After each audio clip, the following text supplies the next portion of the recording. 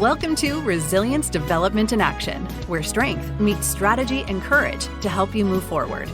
Each week, your host, Steve Bisson, a therapist with over 2 decades of experience in the first responder community, brings you powerful conversations about resilience, growth, and healing through trauma and grief. Whether you're navigating the complex journey of grief, processing trauma, or seeking to build resilience in high-stress environments, this podcast is your trusted companion. From first responders facing daily challenges, to emergency personnel managing critical situations, to leaders carrying the weight of difficult decisions, we're here to support your journey. Through authentic interviews, expert discussions, and real-world experiences, we dive deep into the heart of human resilience. We explore crucial topics like trauma recovery, grief processing, stress management, and emotional well-being. Our conversations bridge the gap between professional insight and practical application, offering you tools and strategies that work in the real world. Join us as we create a space where healing is possible, where grief finds understanding, and where resilience becomes your foundation for growth. This is Resilience Development in Action with Steve Bisson. Well, welcome to the 200th episode of my podcast that is now fully rebranded under Resilience Development in Action. My name is Steve Bisson. I hope you like the changes. I hope you like what we're going to talk about, because it's all the stuff that seemed to be popular with most of you, and I'm looking forward to doing that. So for the 200th episode, I have Dr. Charles Powell on. Dr. Charles Powell is a doctor that is a decorated former Naval Lieutenant Commander, was veteran of multiple medical patent holder, former owner and chief medical officer of a major office in Texas. He is the father of a special needs son, Charlie. I'm sure he's going to talk about that. Who's the inspiration for St. Charlie Resorts, and we'll talk about that for sure. He also founded Solo Vive, which hopefully we will also talk about, as well as getting ready for a Healing Heroes docuseries, which he's going to talk about for sure.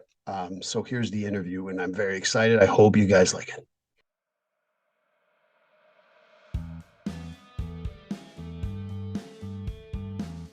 Getfree.ai. Yes, you've heard me talk about it previously in other episodes, but I'm going to talk about it again because Getfree.ai is just a great service.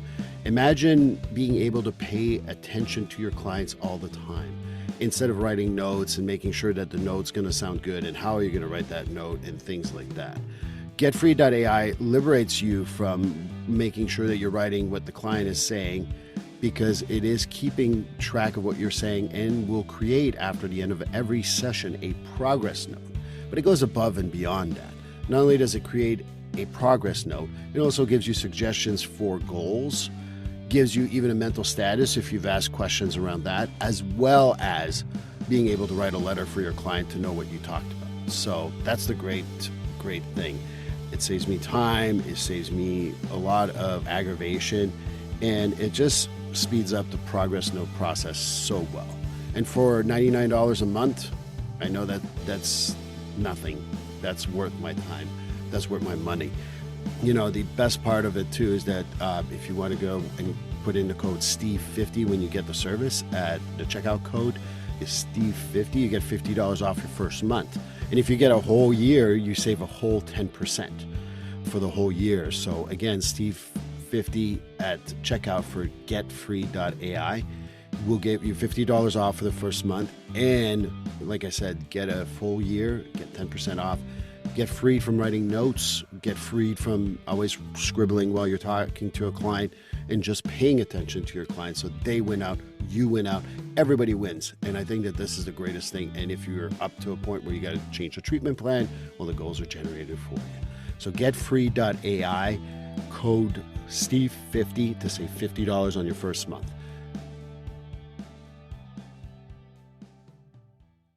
Well, I want to welcome everyone to the premiere episode of Resilience Development in Action. I'm very excited. It's a new rebrand. We're going to talk about it.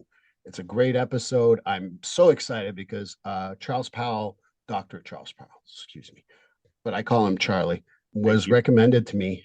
And just reading his bio, you get a lot of those as a podcast person. And yours was like, I answered, I think, within 20 minutes or so, and I couldn't wait to meet you. So I can't tell you how excited I am to be talking with Charlie Powell. Welcome. Thank you, Steve. Thank you very much. I read your bio. That's why, like right away, I said, "When can we meet?" To you, to the person who contacted me. So, what I would like you to do is maybe I can describe what you told me, but it's no fun. Like it'll be too clinical anyway. So, might as well go with your definition of who is Charlie Powell. A movie studio recently approached me about buying the rights to my life story, and I didn't understand why. To me, it's just my life. But he said, I've had a Forrest Gump life. I've lived 5 lifetimes in this life that are just been amazing. I'm a dad first and foremost, single dad, taking care of my kids, love them to death. I was a physician for 26 years. I'm still a physician.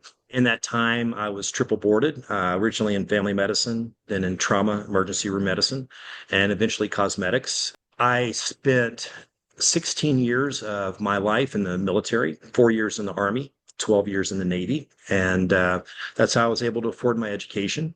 I go by the mantra of a plaque that my father gave me for Christmas when I was 12 years old that says, choose not to be common. And I am far from common. I built up, in 2005, I left the Navy and I built up a huge healthcare organization in North Texas and eventually sold it to United Healthcare. No ominous music in the background necessary, but anyway, sold it off to them and basically went on a journey of healing myself. I was in corporate America at that time and learning that the differences between running a business in healthcare and being in corporate healthcare were totally different. Not quite suited for my taste. I had been on medications from the VA for decades for PTSD. Probably at about 2007, 2 years after I left the Navy, is when I really started noticing something wasn't right personally. Now, granted, I had started off when I was 19, I joined the Army to pay for college. And the day I graduated from advanced individual training as a combat medic in the Army was the day that Operation Desert Shield became Operation Desert Storm. And so, welcome to adulthood, really, really quick. From there, I demobilized, came back, went to school, had a great education. I stayed in the military longer than I needed to by my obligation. I just enjoyed the culture. I enjoyed the camaraderie. And I enjoyed the training. I got excellent, top-notch training with people that I really cared about serving. So I ended in 2005 as the Afghanistan conflict started to heat up. And at that point, came out into civilian practice and worked for a place for about a year and a half, bought it and built it into a huge organization that I previously mentioned that I sold. So in that time, I also dealt with the struggles of PTSD. I started off with occasional night terrors. I've suffered from sleep paralysis since I was probably about 7 years old, where I wake up, but your body doesn't wake up with you. Familiar with it, right? And all you can do is close your eyes, reboot, wake up again. And that coupled with night terrors is not a good combination. And so they evolved immensely over a period of years. Many of the medications I was tried on, SSRIs, SNRIs, and whatnot, just had side effects or depersonalized me to the point where I it was like I was watching my life through a movie theater. I hit multiple low points about the same time every year, right around June, for some reason. And that annual low point would culminate into me being isolated, me being more withdrawn, and over a period of time, I mean, years ago, even into alcoholism. And I was never diagnosed. I just drank a lot and I drank most nights and realized after a couple of years that's not how I wanted to live. So I stopped that too. It was that easy for me, luckily. But moved on to greener pastures. And, through the years, I went through multiple therapies, group therapy, one-on-one therapy. And as you well know, Steve, therapists come in all sorts of different shapes and sizes as far as quality of what you get. But as a physician, when you know what the next question is already coming at you, when you know the technique that's coming at you, after a while you realize, okay, am I really in the right arena?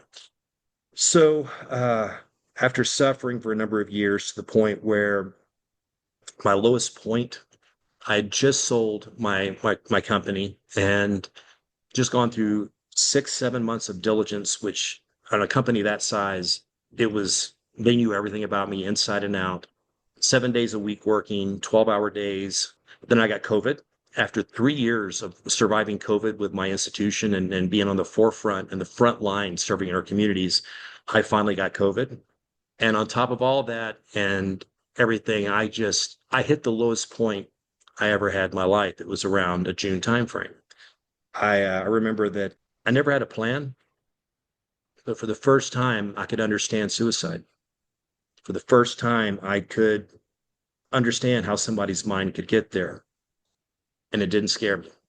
I was alert to it, I was aware of it, but it didn't scare me. From that, I had been on medication for about, I don't know, 15 years, pretty stable from the VA and others.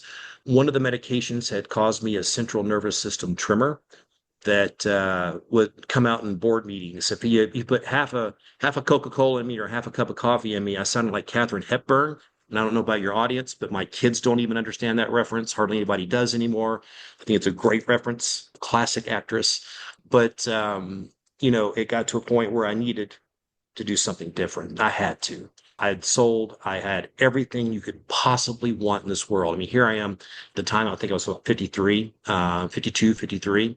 And, I'm not your typical doctor. I was triple boarded. I was an executive. I was a leader. 40% of my body is covered with artwork that I've chosen over the years. I don't go by doctor, never really have. If patients insisted, I would. But I chose at that point to be uncommon about something else. I had exhausted pretty much what I felt was available in Western medicine. I started looking outside of Western medicine roughly about 3 or 4 years ago. I was working on a big piece of the artwork on my body, and of all things, my tattoo artist became a very close friend of mine who opened my mind to psychedelic medicine. I didn't know the two words should even be put together in the same thing, right? It's one of those things where, like, I don't know, man. I haven't touched anything since I was like 18 years old, and that was a really bad trip when a good friend of mine put a 10 block in my mustard of a corn dog I was eating, right? Not not a good move for me, Steve. Not a good mood. But hey, we all do shit, right? Yeah, yeah. And with all that, I eased into it, but I started pulling the research. I started pulling some NIH studies. I started looking at two specifically, ayahuasca and ibogaine. And of course, a lot of people heard about both of them now, especially related to trauma. I seem to be drawn a little bit more to ibogaine, the godfather of psychedelics, let's call it, right? And at that point, I was living in Mexico about a week a month, working remotely. That was just part of my exit agreement when I sold the company. Not a bad exit agreement at all. And but honestly, Steve, that was the only place I could sleep through the night. I would I'd go to sleep at night listening to the ocean outside under the stars, and I could sleep through the whole night. And it was just amazing. So anyway, I found a clinic in Mexico that used ibogaine, and I went into treatment in August of 23. This is after April of making the decision to do so. And at that point, I didn't care. I didn't care what happened to my mind. I didn't care what happened to me. I just knew I could not be on the medications anymore. And my wife at the time had actually had 3 or 4 episodes of my night terrors actually winding up in me not assaulting her, but she was slapped at one point in one of my terrors, and that's just not fair. So I went into this treatment, and what I'll tell you is it was the best decision I ever made in my life. I prepared for months to go into that journey. Most people have 2 sessions, they go in. No, I put my hands on everything I could read, Steve. I talked to consultants, extra consultants, because I wanted to make sure that when I went to that journey, it was the most effective possible. And that one dose, that one treatment, it's here we are. It's where we're at now. We're coming into March now of 25, and I've been medication free ever since. But more importantly, Steve, I've been at peace. What I went through there was just absolutely amazing. But that gives you my bio. I'll let you ask some specifics. Where do I go from here? I mean, There's so many great things that you talked about. I would love to hear more about the psychedelics because for me, what people don't understand is that like they think they're going to go trip balls. And for the treatment of trauma is to not trip. It's actually due to and it's helped so like at least two or three of my clients really, really well, better than any antidepressant or TMS that I've ever seen. And if you don't know what Yes, TMS is, it's I've been through it. transmagnetic. Yeah, not you. I'm talking about the Oh, audience. I sorry. figure you're a doc. I mean, you know this shit. But I like to talk about different treatments, and TMS does work, but I find it's repetitive. Where I find that if you do the microdosing and the work with the psychedelics, you can actually not need them after a while. Where TMS runs its course, and you got to take it again.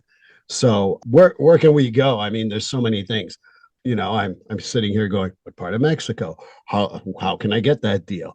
But I also, like I said, thank you for your service. I think that one of the things that I find struggling in my clients who served in the military is that, on November 11th, hey, thank you for your service. And then the full year goes by. Hey, thank you for your service. So I try to point it out on every day but Veterans Day for people. So really from the bottom of my heart, thank you for your service. As a And Steve, Canadian thank you who, for that. go And I ahead. have a response to that I didn't have before, and that's that my service is just starting. Oh, And I'll great. explain that in a little bit. Well, how about you go there then? Because I just want to finish Yeah. on this. In my opinion, I'm an American now, born and raised in Canada. I've got dual citizenship. But the one thing I've never served in the military, so people who minimize their use in like going into the military, I always go, yeah, I didn't have the balls to do it. So yeah, you're already better than me in that way.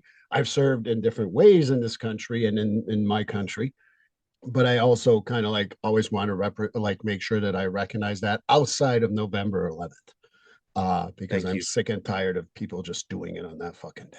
But anyway, I want to hear your story about your service just starting now because I see my service have started probably somewhere after 16 when I realized what caused me to be where I was at. And so I know where my service started was around 16 when I realized losing my best friend led me to high depression and a lot of different things. But I want to hear where your service, you say it's just starting. I want to hear more about that.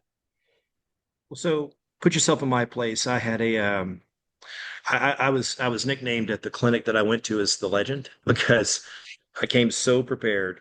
I was real time integrating, and for those of you all that know about psychedelic medicine, I'll kind of give you my take on it, my analogies on it. But it's like when you use psychedelics for recreation, tripping balls per se, it's like jumping in your favorite sports car and going for a joyride, if you want to use that analogy. Whereas when you're going in with intention, you're going in with the plan, you're going into a space where your walls around your traumas have been lowered, where they're accessible and they're recognizable.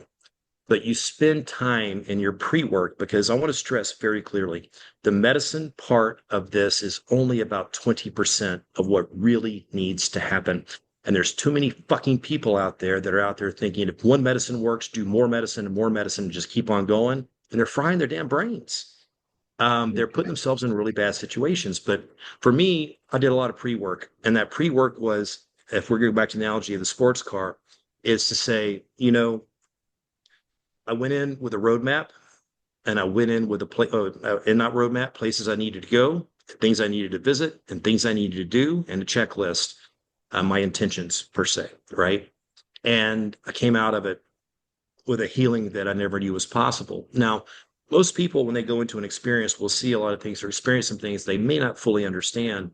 But I was real time integrating in my experience and had just a phenomenal outcome. I had this linchpin moment during my experience where I kept on getting shown this one part of my life over and over again. And for me, this was 4K reality, third person living this. Whereas some people go in, they don't remember seeing anything, but they wake up at peace. So it's different for everybody. I want to stress that. But my experience was I kept on reliving this one section of a really tough story that I'd been through when I was a trauma surgeon that basically was a story that you just can't imagine anybody living through. A daughter who had been raped by her father since she was age 7 and she was in her 30s. And her last words on the table before she died from a murder suicide between the two of them was, I forgive him. And I never heard those three words. I heard them, but I didn't hear them. You know what I mean? Right. And in the experience, I kept seeing it again and again and again. And I had a guide in that experience, which don't even get me onto the metaphysical and parts of trying to understand what that even is. But what I will tell you, though, is that the message was really clear. Like, don't look, listen. And as I listened to it for the umpteenth time, living it again in this experience, I heard the words, I forgive him, were her last three words. Anyway, so for me, my service is just starting. You have to imagine, I woke up on the other side of this medication free, number one. Number two, at peace, realizing there's something beyond happiness. Didn't even know it. It's like a warm damn blanket, you know. And I'm floating around in the pool at this place where I went to get my treatment. And I was just in dismay, Steve, that as a physician of a huge healthcare organization that led that organization to where it was, that had tons of doctors, tons of technology. We always would pride ourselves on being on the forefront of technology at the company we built. That how did we not know about this?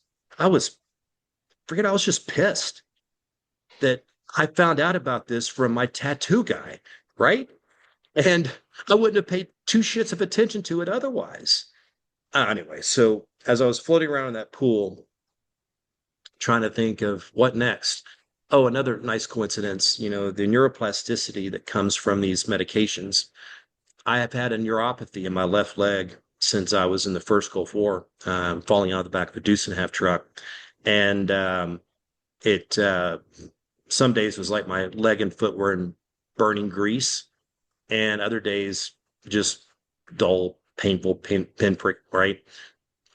It was gone, and it never came back. My neuropathy still has not come back. That, you know, that should be impossible. But anyway, so as I'm floating around that pool, and let me be clear too, even when you go in with intentions, there's still some tripping balls in there. So trust me, it's an experience. But You're not just tripping balls for the next 36 hours. But anyway, go ahead. Right. And you're in there with intention and purpose, but it's yeah, it's definitely some interesting things you experience if you know how to interpret them.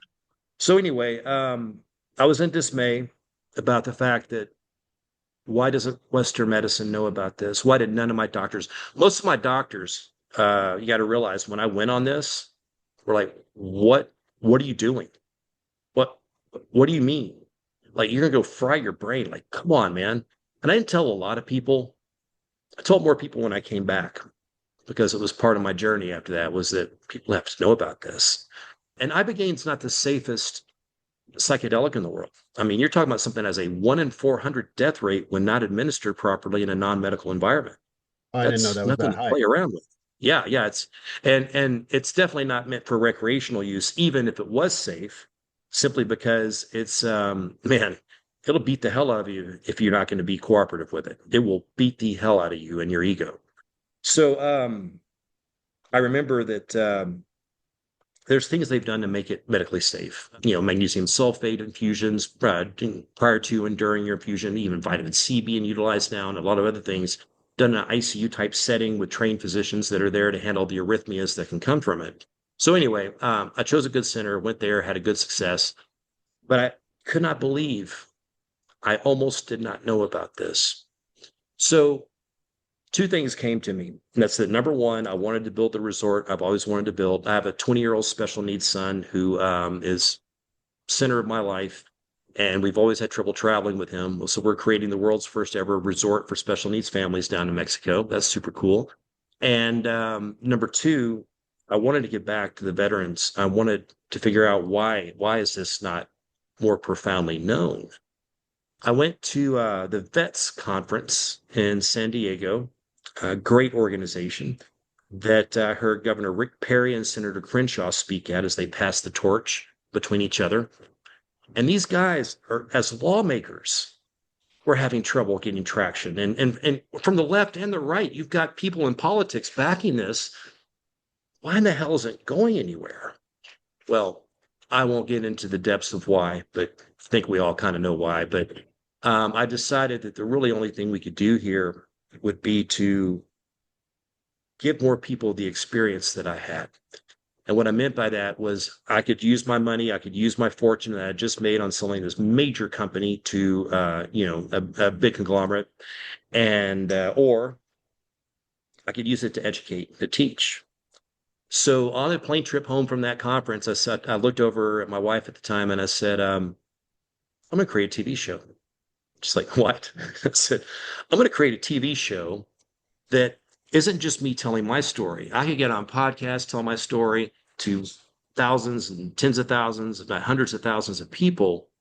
But how much more effective would it be to tell the story of 6 first responders or veterans from ground zero of identifying them and start to end in a docuseries where we don't even know the outcome?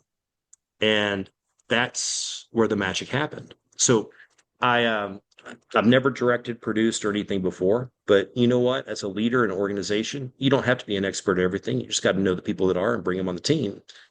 And I learned that well over the years. And plus, I've been watching TV since I was born, so I'm an expert, right? We all know So about TV. we all know about that, right? I mean, I grew up watching Marcus Welby. I really just dated myself right there. But Marcus Welby. I'm waiting for you Marcus to talk Welby, about Trapper MD. John MD.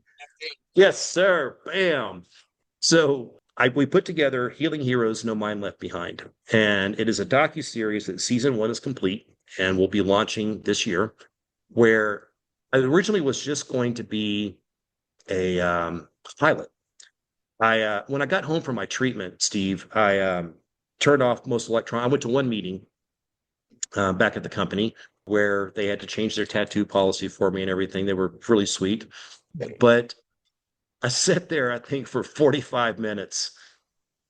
And I looked around the room at the miserable people in that room answering emails, and some of them listening, some of them not. And I stood up after 45 minutes and I walked out. I couldn't be there anymore. Could not be there anymore. And never went back. Anyway, so I started working on these things, these 2 projects. And I had about 3 o'clock in the morning, I turned my phone on. And when I turned my phone on, there was a Facebook. I don't know even why I went to Facebook, but I'd been on my phone in weeks. And there was Ryan.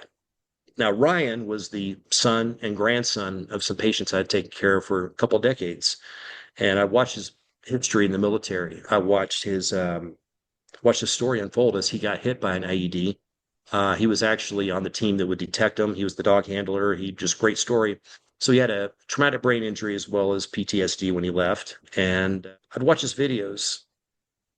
This video's going, I'm doing great, working for my dad now. Everything's awesome.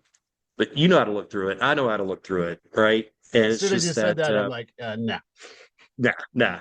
And he was on Facebook Live. It was 3 o'clock in the morning. And he was in full confession. That was either he pick up the phone and do a Facebook Live asking for help, or he was going to put the gun back in his mouth. And I was viewer 1 of 1 at 3 in the morning. I watched that thing and I called him the next day. Took a little bit to get through him. He thought I was trying to get in touch with his dad, but no, it was him. Told him about what I'd been through, and I told him, he goes, man, I can't afford that. Man, I ain't got that kind of money. I was like, I'll pay for it, brother. I don't care. Right. And a few days later is when I had the idea on the TV show. And so he was going to be the pilot. Anyway, long story short, I wanted somebody to balance him in the show, somebody, a female demographic, somebody just to tell the story from perspective of, well, you and your viewers know trauma, PTSD is not a diagnosis of special forces. It's not a diagnosis of combat. It's not a diagnosis of the military. It is a diagnosis that you want to remove the word disorder from it. And now you've got anxiety, depression, insomnia. You've got every symptom that trauma or stress has led to. It's just in a slightly different magnitude, but we're too busy in Western medicine labeling symptoms as a problem and trying to treat them. Oh, don't get me started. But anyway, so I joined up with Mission Within out of Tijuana, and they fed me some really good candidates. I couldn't say no to any of them, Steve. Their stories were just remarkable. So I took all of them, and I funded all of season 1 of Healing Heroes, No Mind Left Behind, where we go through the U.S. starting in June of last year. We interviewed their inner circle. their families. We interviewed their the people that knew them from childhood, usually when most of their traumas first happened, and told a story. And I ask a question. I'll give you a little precursor to the show for all of them multiple times. I'm just like, all right, so you're a kid with your box of crayons, right? And you're sitting there and you're drawing a landscape. What's the sky look like in that landscape when you're a kid? What it looked like when you came back from the military? What does it look like now? And in it all, most people think that the reason I'm asking the question is because I'm trying to gauge where their mental state is at that point, right? The turmoil, the dark gray skies, the lightning, the darkness versus blue sky and birds and clouds, unicorns and stuff. But no, that wasn't the reason for the question. And I'll tell you for it at the end of it. But basically, I had the privilege of bringing those 6 individuals down to Tulum in Mexico to a resort that I took down for just the show, brought healers in, but we did a multifaceted approach. We had sound healing, we had meditation education, we had Watsu, we had Qigong. We had so many different healings that we brought in to this. In fact, great part of the story, Barney Fritz was a friend and a physician, friend of mine in the military, who came on the show as some backup, another physician just to back up in case anything happened. He did everything but the medicine. And we went through the stages of healing that we designed just for veterans for the show. And his outcome was remarkable, even without the medicine. It was really pretty great. Everything starts with gratitude. So, stop you at some point. I'm going to yeah, stop you. yeah, Because I've yeah, been go. writing notes. For those who go on YouTube, you'll see I was writing notes. So there's so many things I want to say. One of the biggest mistakes that I do that I tell people in therapy is that the biggest mistakes you'll ever do is the pursuit of happiness. While it is okay to be happy, being happy all the time is just not possible. And you got to be able to learn from the sadness, the anger, the disgust, and everything else. Not put it down, but so I mentioned that. And talking about medicine, boy, do I have a conversation with you. I think that if you ever want to come back on, I can have an hour conversation about how people misuse medication and think. I just had this conversation with someone who's like, yeah, I'm still feeling a little depressed. You've been in therapy for 3 weeks. Yeah, you're still going to be depressed. I don't work miracles, but I need something now. I'm like, so Prozac takes 6 weeks. I mean, I don't know what to tell you. So just want to mention that. I also wrote down like, oh yeah, he hangs out with really shitty places, San Diego, Mexico. Sorry, man, that's really hard. I apologize. The tattoo stuff made me laugh because I don't have a tattoo, but I always found it very interesting that people judge because someone has a tattoo. Who gives a crap? You have a nose ring, an earring. I don't care. Are you doing the job? Are you doing what I need to? I don't care after that. We need to get over ourselves. And you talk about the politics of all this. Like for me, you talk about the left or the right. No, there's businesses control both, and they're the issue. And yes, I said it on this podcast. And if I don't get one sponsor because I've said this, I'm okay with it. Because to me, it's big business who controls the politics now, not politicians nor the people. But hey, you're in Mexico. I can always go back to Canada, so we're good. But I want to hear more about because the other part of the medicine. I wrote down also the symptoms versus the treatment.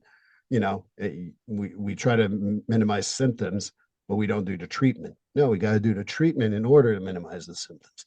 But people don't want to do the treatment because it's hard. Because that's how it is.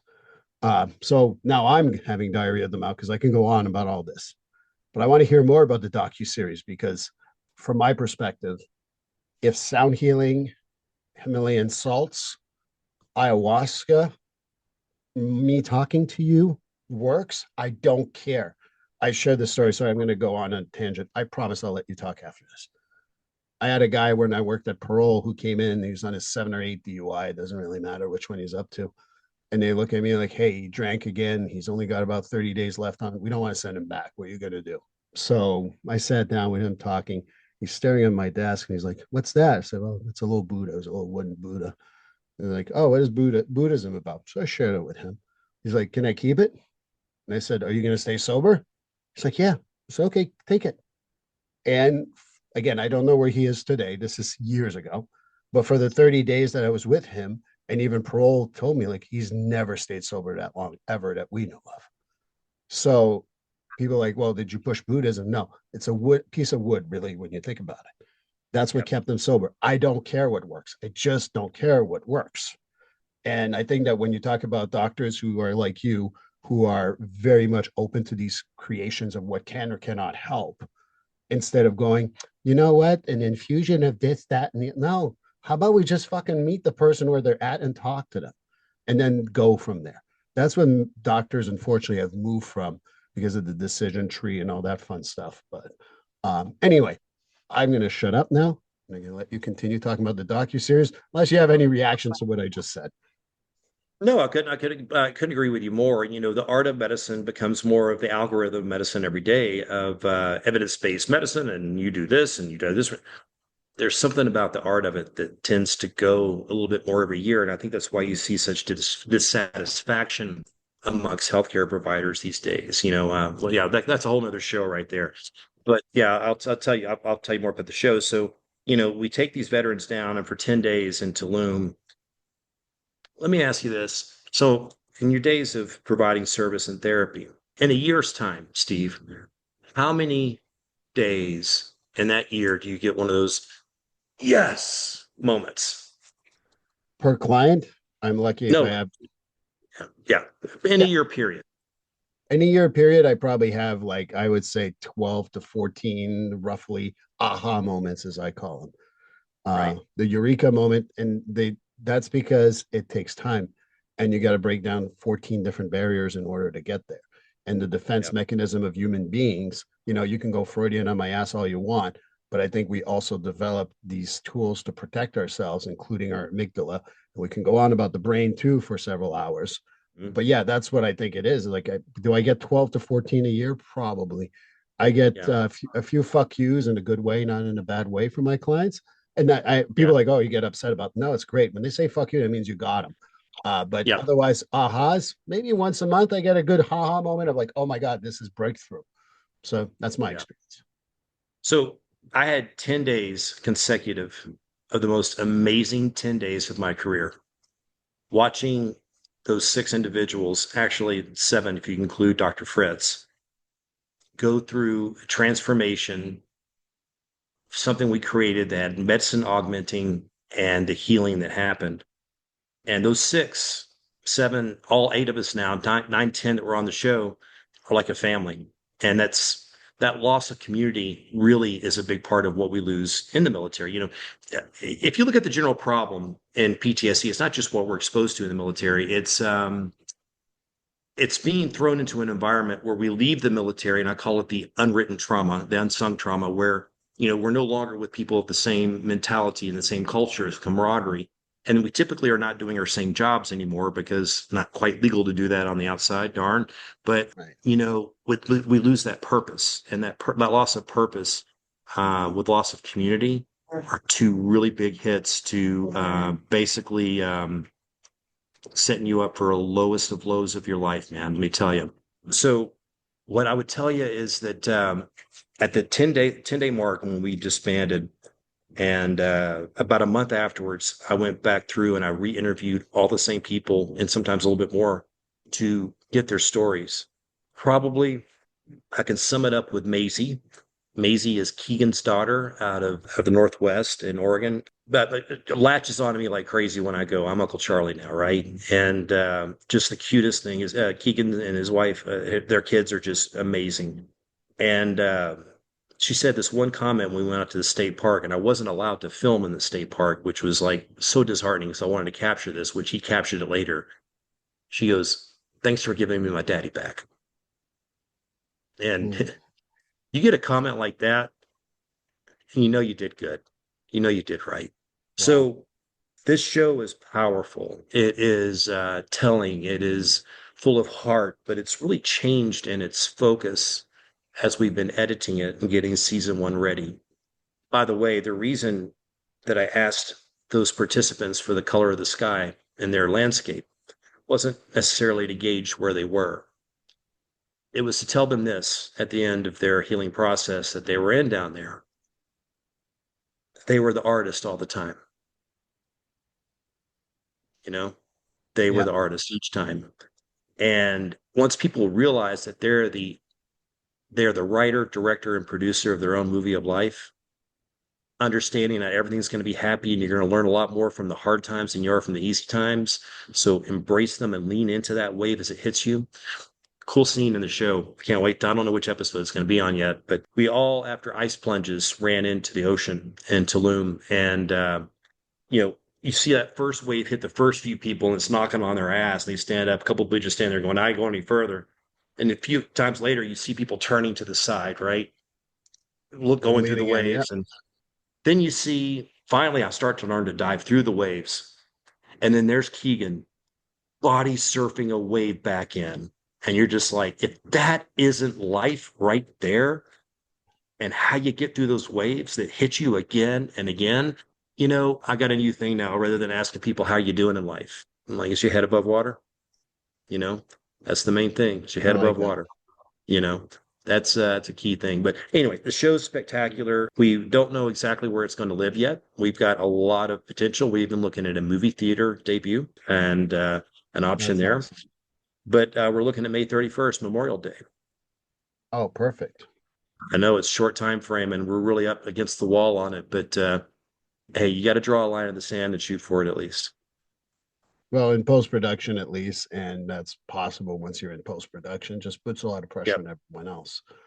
No, and that's I'm so excited to see this because I think that people don't see the development of treatment.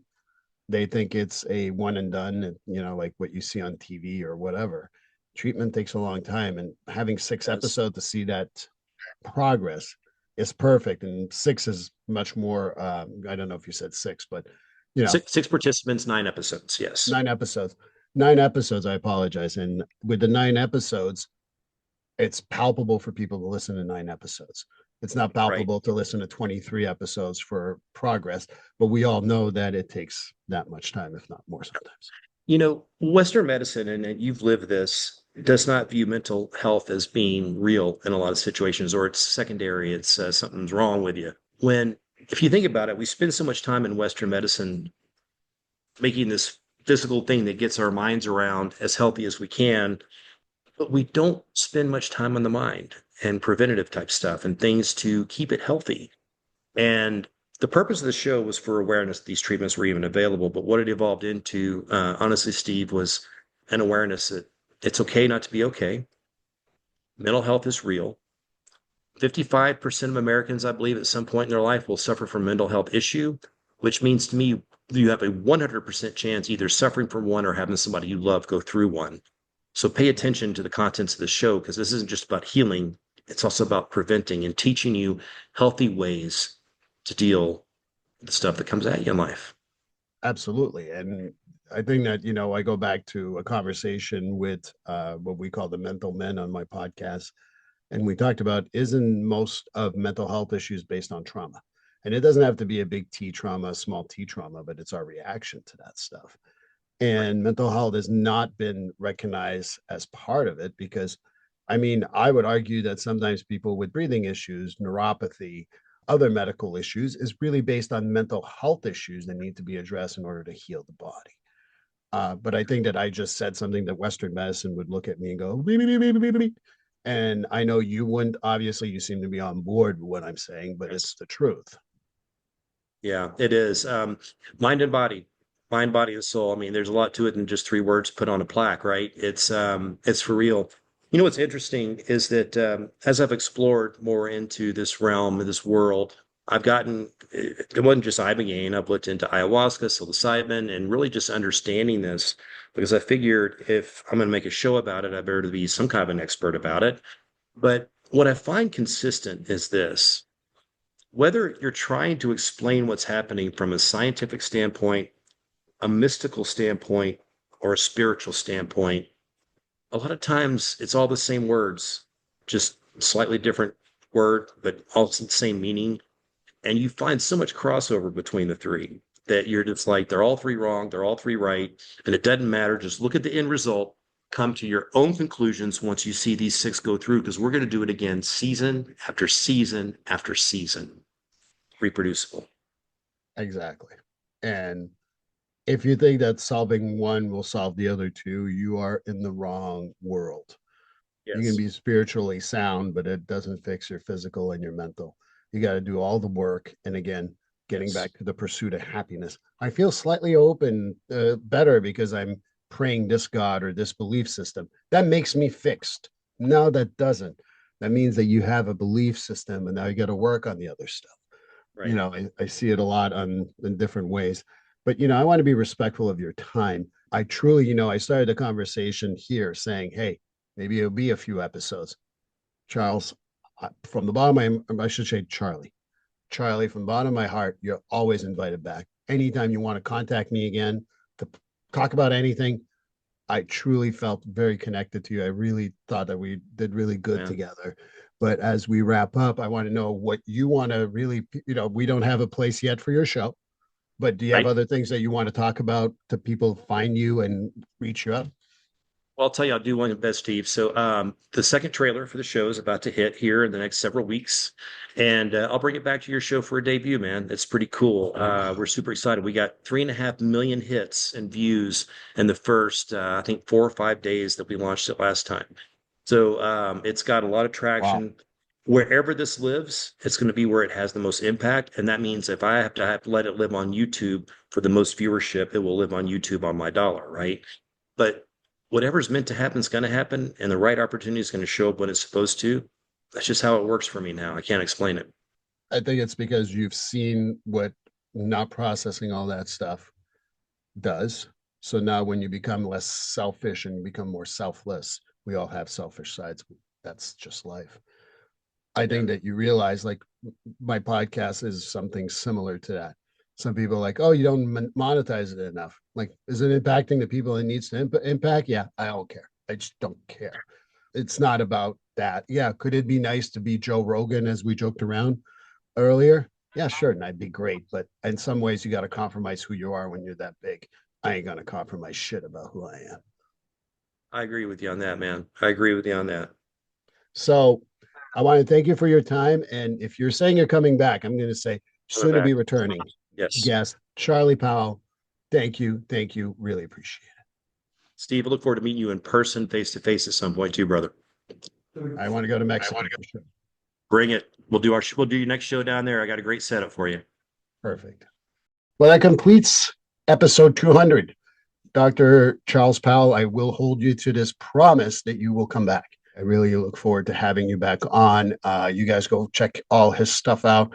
They'll be in the show notes. Can't wait to hear the docuseries and how it goes. So that's that. So I hope you join me for the next episode with the developments that we're doing right now, because we're going to be working with a lot of first responders and grief and trauma.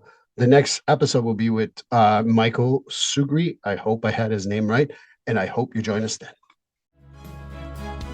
Please like, subscribe, and follow this podcast on your favorite platform. A glowing review is always helpful. And as a reminder, this podcast is for informational, educational, and entertainment purposes only. If you're struggling with a mental health or substance abuse issue, please reach out to a professional counselor for consultation.